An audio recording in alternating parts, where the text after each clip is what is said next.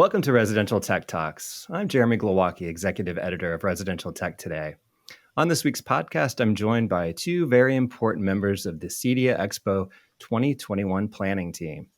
Jason McGraw, Vice President of CEDIA Expo for the show's management and ownership company, Emerald, is here to give us the more high-level view of the return of the in-person event this September 1st through 3rd.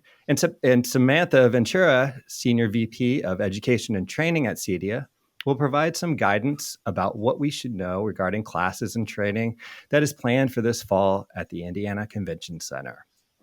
Amanda and Jason, welcome to the podcast. It's great to see you before things start getting too crazy in the run-up to CEDIA Expo. Wonderful to be here. Thanks. Thanks, Jeremy. They're actually crazy right now, so. I figured I was imagining that there's probably no break in the summer for you. So apologies for that assumption. But I wanted to start with you, Jason. This is your first CEDIA Expo in this role after a long career in conference and expo management planning. You most recently were with Avixa, of course, and the InfoComm show. With the past year just being 2020 being unlike anything else that we've gone through as a society, and not to mention trade shows and in-person events just being turned upside down. It can't have been an easy transition for you into a new role. What has it been like trying to figure out a new roadmap to get things up and going in person again? Yeah, it's definitely been interesting. I've had the good fortune over the years to have attended CEDIA Expo in the past when I worked on the InfoComm show. As many know, Avixa and CEDIA are partners on the Integrated Systems Europe show, and so I've had a long history in my past of working with CEDIA organization and staff, and also attending the CEDIA Expo. And certainly between InfoComm and CEDIA, there's a lot of common exhibitor brands. So I definitely have a familiarity, with the show and the marketplace. Certainly most of my career with Avixa was focusing on the commercial side of the house. And now we're looking inside the house at the CEDIA market. But it's really exciting for me. I mean, I certainly love technology, I love organizing events, so it was a great combination, a great opportunity for me to join Emerald last fall and get the opportunity to lead the CEDIA Expo. And I also oversee the kitchen and bath industry show that Emerald manages for the National Kitchen and Bath Association, which is co-located with the International Builders Show coming up in February. So now I'm fully immersed in the home and home technology industry. So it's exciting to get back. Yes, this past year has been incredible, devastating, shocking, unexpected. Everybody's had to adjust and pivot and face a new reality and still go forward, right? We've all been working remotely from home. That's certainly impacted technology in the home, which we're going to be addressing at CEDIA Expo this fall, clearly. But, we had a virtual event last September, which, kind of quick to, shift gears and say, oh, we're not doing an in-person show. We've got to do a virtual show. And, and that went off. It was okay.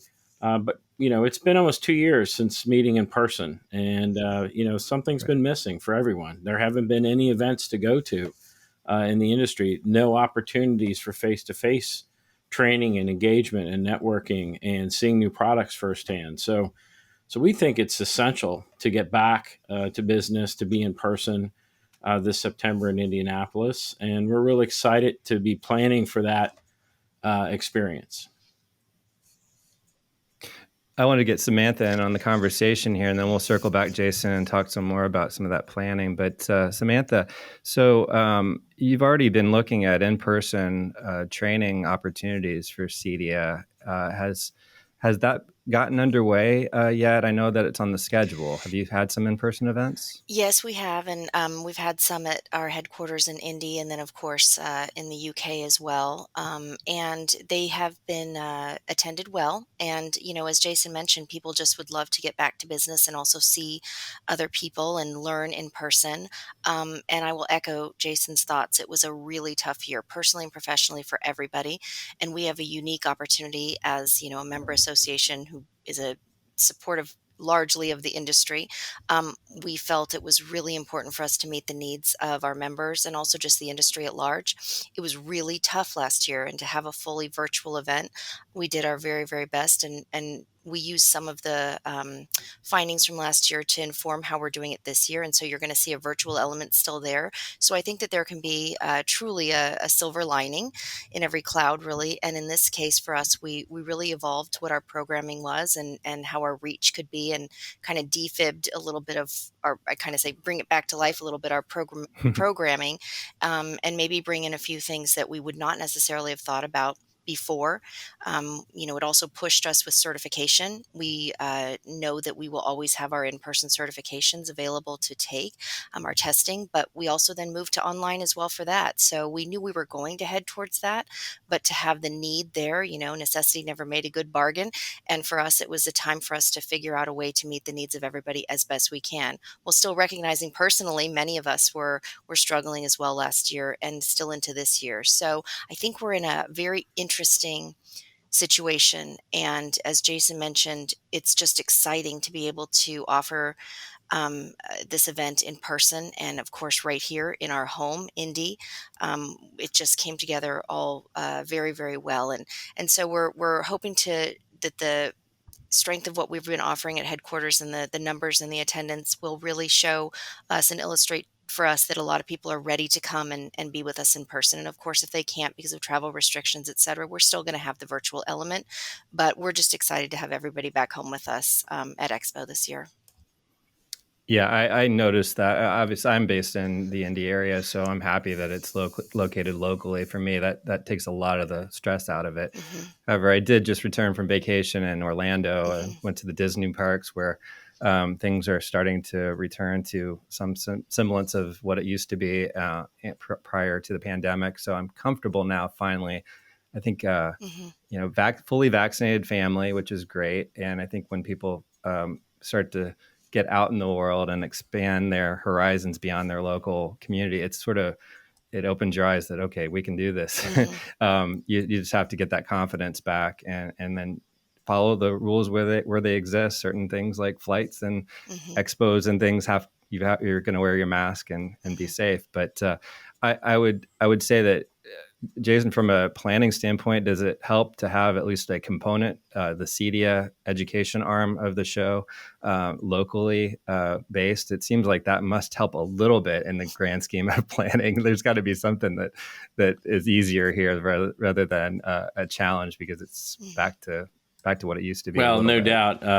I was fortunate to, with some of my colleagues, to have a site visit of the Indiana Convention Center back in April, and we were able to meet up with all of our colleagues from CEDIA, and also got a great tour of the CEDIA headquarters.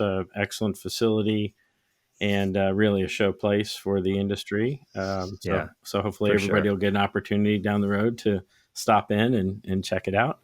But yes, having the opportunity in Indianapolis right now, they are hosting other trade shows. In fact, there's the Sweets and Snacks Expo next week here at the end of June, and Jen Roth from the CEDIA team is going to stop in and check it out for us and see how it's going. But they've of course had the Indianapolis 500, and so the city is definitely reopening.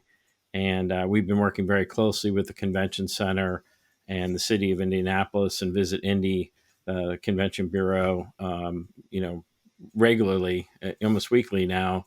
How are things going? How are you changing your health and safety protocols, mask wearing mandates, et cetera, et cetera? How many people are vaccinated in Indianapolis? Are the bars and restaurants reopening?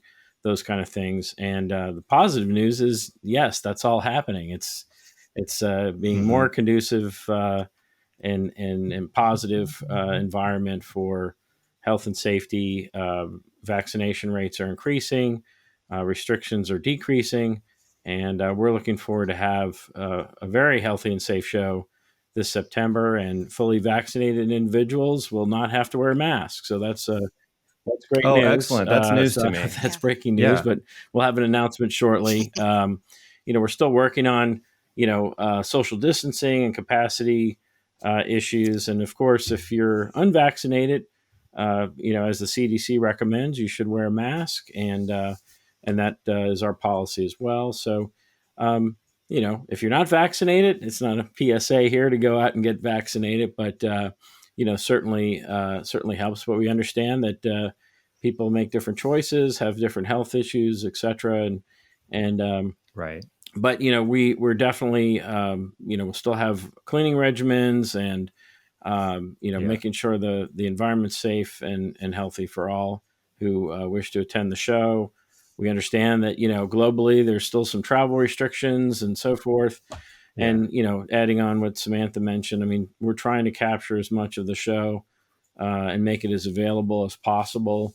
With recording sessions on the show floor, and then CEDIA conference program having sessions on demand, and working with our media partners to have more content aggregated from the show floor, having exhibitors have the ability to put content online through our show portal, those kind of things to make it accessible to all. So, registration's been open now.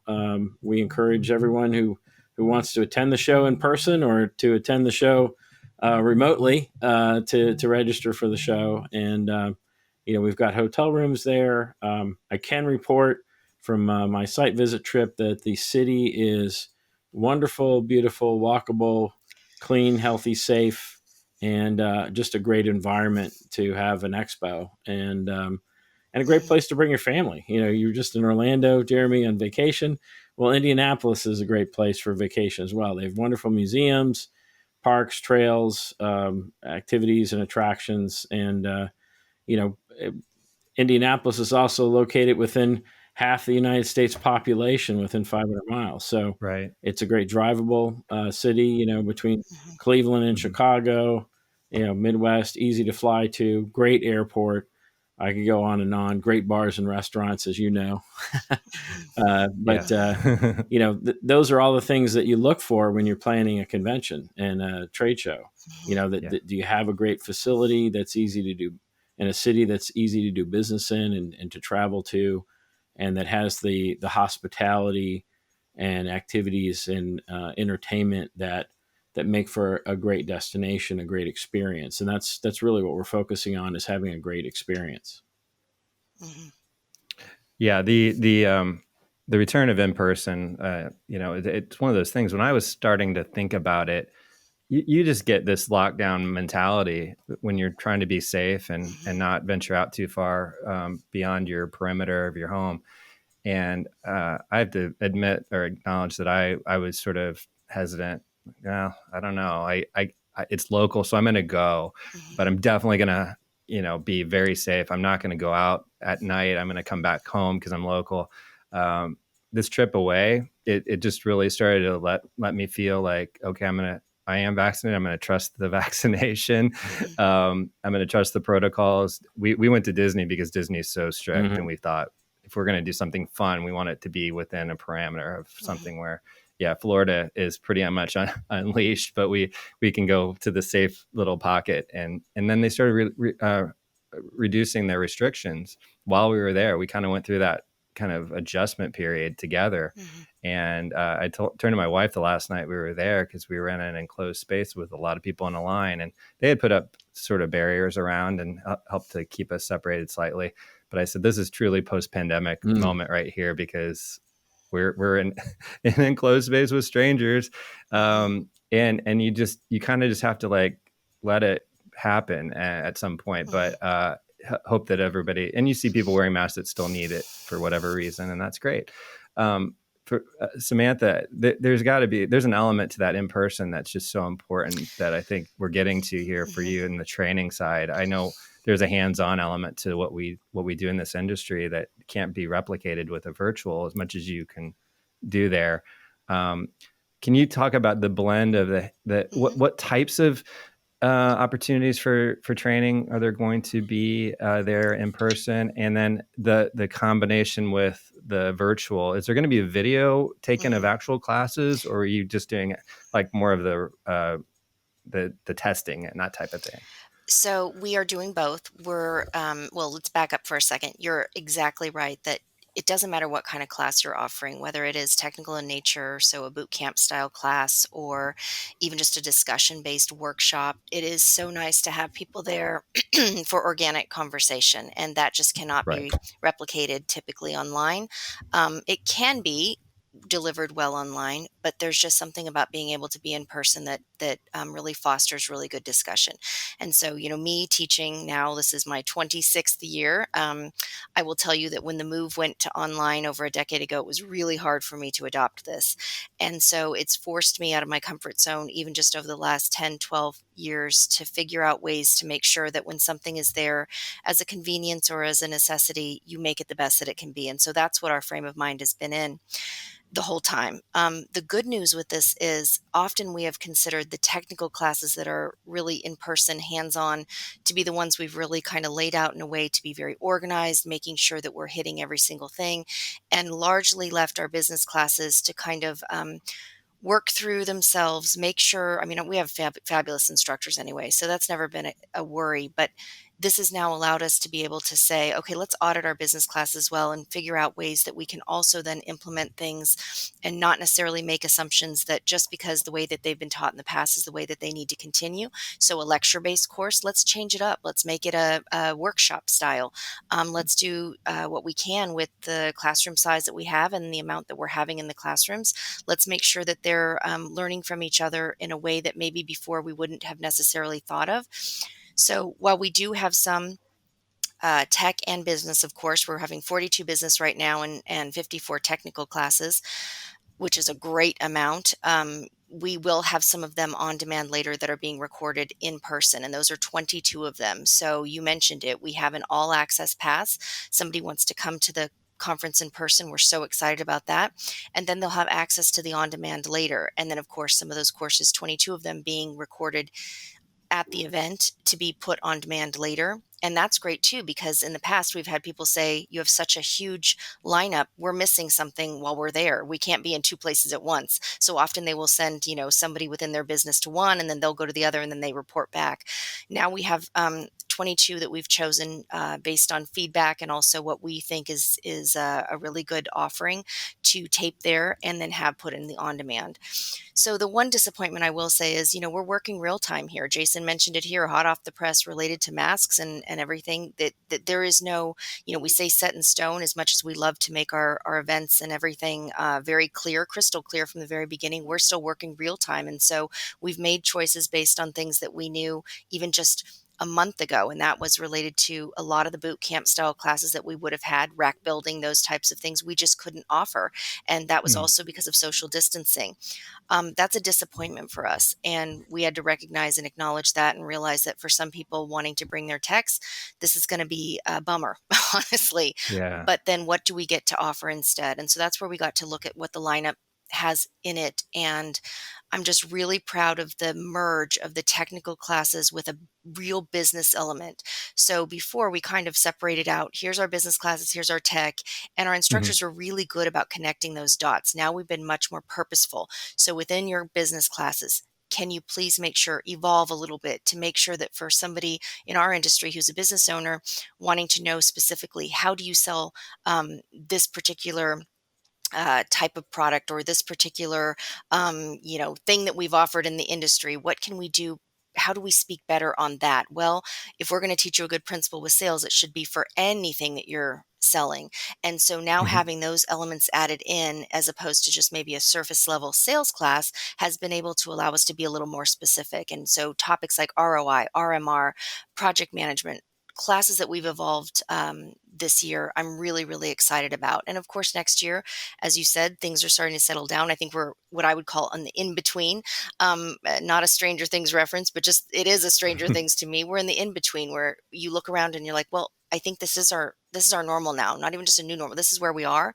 And so next year, as we start to look to bring back those hands-on classes, we will still offer some of those ones that people have thought of as our tried and true. They get to bring their techs learn in person, and they also get to learn some of the higher level as a business owner classes. But for this year, we are excited about what we're offering. We think it's perfect for people coming right out of the pandemic, and there's truly going to be something for everybody. And we also have a lot of new instructors this year too that we're super excited about getting involved. That's a benefit. Like, I think there was so much not downtime. Everybody was busy last year, but time that was reflective. So for some people Hmm. not necessarily considering themselves an instructor, this was a time for them to say, you know what, I see that they're putting in for their proposals. I are having us put in for our proposals. I might want to do that. And so we really worked with some new instructors this year too. And that's exciting for us. So there was a lot of a good that came out of it too, in terms of how we could be reflective and look to add new elements in that we can then move on into next year as well. We're always a whip, a work in progress here. So as long as you're willing to embrace it, good things can come out of it. So really excited about that. Well, we'll continue our conversation with Jason McGraw and Samantha Ventura after a short break. For 25 years, Leon has been dedicated to creating innovative products that mix art with audio and design with technology. Knowing that technology is an integral part of modern interior design, Leon's collection of customizable speakers and technology concealment solutions is designed to deliver both sound and style to any space. From signature soundbars that seamlessly blend in with the display to art and frames that turn your TV into a work of art, Leon's products are built to order and handcrafted just for you to ensure a perfect match every time. Visit www.leonspeakers.com to learn more.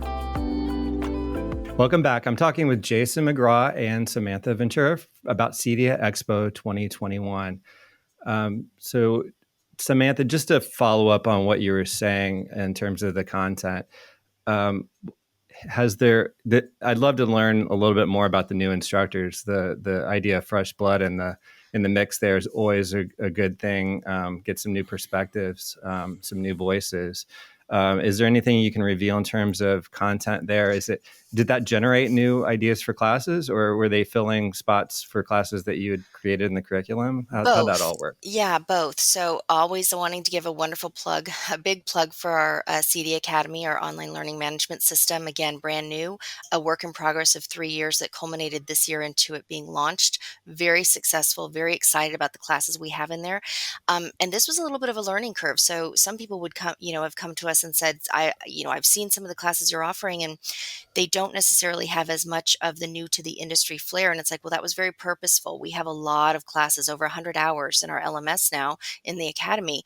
We want people to take some of those that we feel you could do online and do very well learning. They're very experiential. And then we want you to come to like that next, if you would call it 200, 300 level at Expo. And so it Right. is a little bit of a different, model, you would say. And so because of that, it drove, probably when we were looking at our proposals that were being sent in, a feedback that for some of the people putting in proposals, this is good. This is probably what you've seen we've done before. What we'd like you to do is kind of think outside the box. And also let's think long term. If you offer it this year, this way, what would you then put in for next year? We don't want it to be a one and done. We'd love to be able to evolve the class. So it's also then allowed us to think of how these could be an organic transition between years. And instead of just looking at 1 year, looking at like 3 years down the road. Because sometimes we'll have people say, this class was wonderful. We already took it. We'd love to see something different. Some of them need to be the same, really. There's something always new to add to those classes anyway, but some of them could definitely be evolved and then cycled back around. So that helped us understand how we were going to do that. And I think that was exciting for new instructors too. And for somebody brand new, not used to the typical process, they didn't know any different. So they're like, oh, okay, I guess this is just the way it goes. We have discussions back and forth, kind of evolve what we put in, and then kind of figure out a better way to maybe offer this. And we had the chance for dialogue for that. Typically, we're so busy, and we were busy this year too, but to know that this was going to be something we're really going to dedicate a lot of time to allowed us to understand, okay, if this is what we're going to be doing, we need to be having conversations with a lot of people that put in their proposals, people who have either worked with us before or new to the process, and figure out how we can do the best we can, especially coming off last year that was all virtual. So we had a lot of opportunity. And of course, we have our tried and true coming back. We have Advanced Home Cinema Design Workshop with Anthony Gramani and of course, Guy Singleton. We have Jason Sayan, who's one of our wonderful instructors anyway for our COI program, doing great classes on processes and auditing, different processes within your business, Of course, Mike Maniscalco doing cybersecurity, Leslie Scheiners, Courtney Berg doing business class. I mean, I could name so many of them, and we have them coming back. Jason Griffin, one of my favorite people to read what he puts out there. I love what he writes. To hear him teach is fantastic. And he's doing one on culture building. So these are so important for our business owners who turn around and wonder, hey, what's going on with our retention of employees? What's going on with turnover? Well, let's talk about your practices and processes. Again, tech class is fantastic, but the business flair and element we're putting into them, and for our standalone business classes, wonderful for our business owners wanting to learn some new things this year. Really, really great. Great. Jason, I want to get into what's exciting about the show itself and on the show floor, but one just like little bit of a snag there before we go there. Are there any companies that just cannot exhibit, like big name companies, just because of logistics and that type of thing at this point? Are we looking that's your supervisor telling you not to comment, I think, right there. I was trying to see if that was my dog or Samantha's dog. That's not yours. I heard my lab in the background earlier, and I texted my wife and told her to say shush. Sorry. That's okay. We're the a dog-friendly reality show. of working from home, right? Yes, exactly. Nearly all of our major brands have returned to the show with similar space sizes as in the past. We're also excited to have Crestron back in the show. They were supposed to be in last year, but then COVID happened and did the virtual event. But, Crestron's our largest exhibitor this year. Sony, Samsung, Harman, Elan, Nortec Group, LG, URC, Origin Acoustics, Yamaha, Savant, Snap AV, Control 4, Lutron, ADI. I mean, we have all the major brands, showing their products at the show floor, which is great. We have unfortunately lost a number of international brands who, for travel restrictions, shipping, supply chain issues, are having issues coming to the show this year. Totally understandable. And they've all said, hey, where's the contract? We're going to resign for 22 and see you in Dallas next year. So really positive. There's been some, domestic brands, some smaller companies that have had challenges and made a choice this year not to join us, unfortunately. But overall, I mean, we'll have over 250 brands on the show floor, well over 100,000 square feet of exhibits. It's still going to be a massive event. Thousands and thousands of attendees will come. We've already had over 1,000 people register in just the first week since we opened up registration. So hotel room reservations are picking up. We have plenty of rooms. So it's going to be a great show. And the whole gamut of product will be there. And, I wanted to touch on, this year, in addition to the education, having new, there's, we're talking about new trends. We have an innovation hub presentation area on the floor where we're talking about work from home technologies, resi-commercial, outdoor living, lighting, security, smart water. These trends that are happening in the industry that attendees need to capitalize on and learn about and learn how to implement new technologies. We've seen a big crossover in commercial and enterprise grade products coming into the home, especially we talk about home office solutions. You go from the boardroom to your home office, and you need to have the same capabilities. You need to have a robust network. You need to have camera and lighting control. You need to have a great collaboration solution for your home office. There's ergonomics, design, acoustics, lighting control, all these factors that go into having a great office experience at home that, heretofore, most of the residential channel hasn't had to deal with in the past. So there's a lot of learning opportunity there. At the same time, there's advances in display technology, audio technology, signal distribution, control. Things are changing rapidly. And again, this is the opportunity to get back there, to see the new products, talk directly with the manufacturers personnel on the show floor. We're bringing back what was known as the Innovation Alley or Rookie Row back in the day. It's called the Launchpad now, and it's really featuring new to market companies and also companies that are part of the CEDIA Propel program as well. We have our Tech Starter program that'll be a judged program. So we'll select the top new company entering the market that participates in the show. We'll still have our Smart Stage where we're talking about these industry trends that I just touched on. And we're also excited to bring back the CE Pro All-Star Band for Wednesday night after our awards program on the show floor. And everybody will be able to have a beer. They haven't advanced technology yet that you can have a beer online. Yes, there's virtual happy hours where we can each have our own beer, but to actually be physically there and drinking a cold beer, I think will be fantastic, listening to some great music after a full day on the show floor. So I'm really excited about it. I'm very passionate about technology. So it's really cool as an AV geek to get back and see and listen and touch and feel the technology to get a better understanding of how it all goes together. Another a key trend is around wellness, obviously, and not just hygiene and any disinfection and clean surfaces and all that, but more about our personal wellness, our health, our living environment, air filtration, water filtration, lighting, just the whole zenness, if you will, of we're spending so much time at home. We're investing more in our homes. Clearly, the home building industry, the remodeling industry has taken off like wildfire over the last 18 months, and we see that it'll continue on.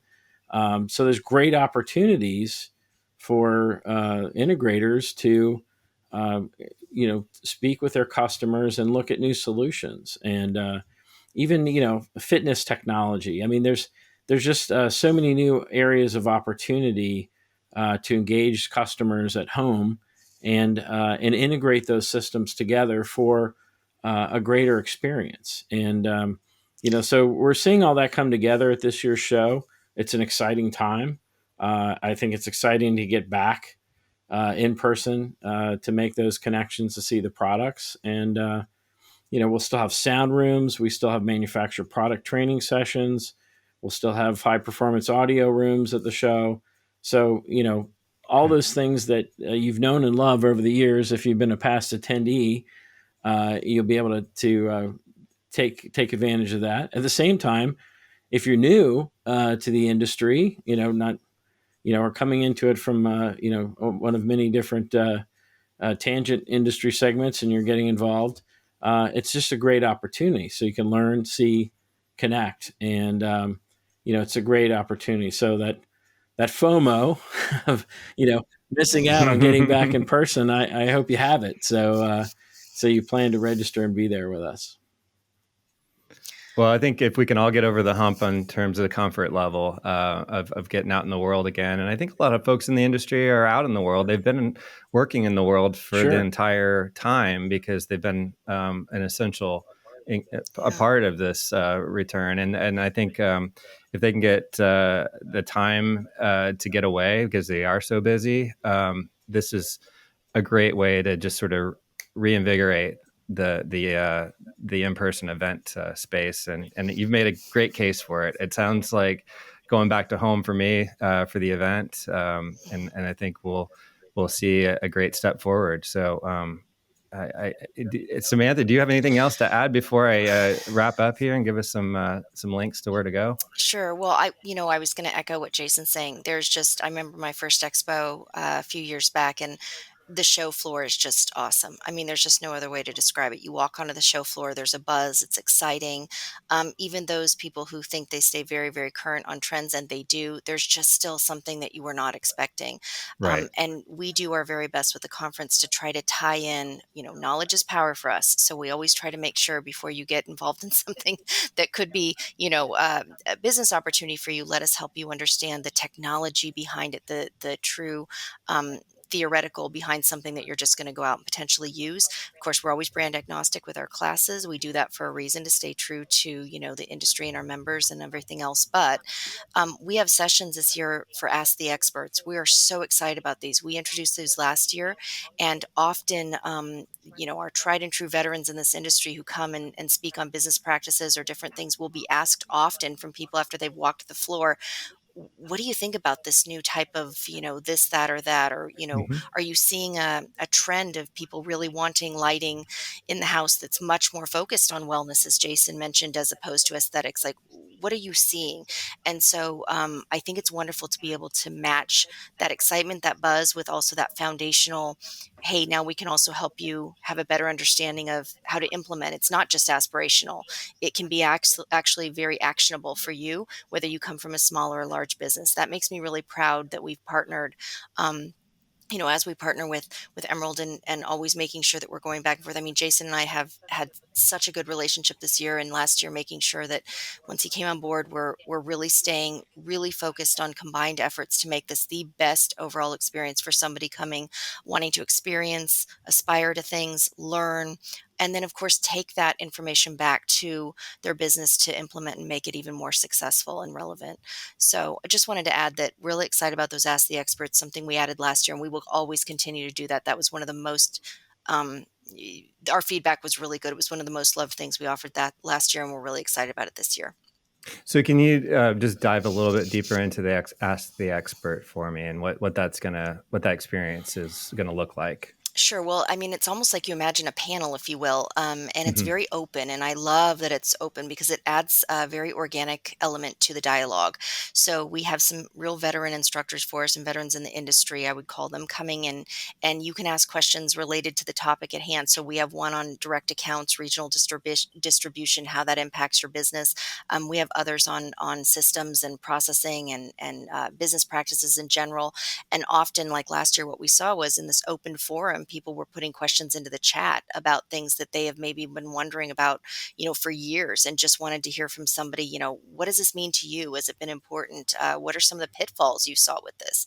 Hmm. And so often we don't have enough time within our classes to be able to ask, or to add a lot of Q&A time at the end. And so that was one of Right. the things from feedback every year I was seeing, where it's like, if I could only have 20 more minutes with this person, it would just make my life. And it's like, well, I don't know if we can do that, but we could certainly open it up for an hour and a half session so that you can drop in, make that an actual class time for yourself, and you come in and have that opportunity to learn from your peers and think about questions that maybe you didn't even know you had, and get more Okay. knowledge through their questions and answers.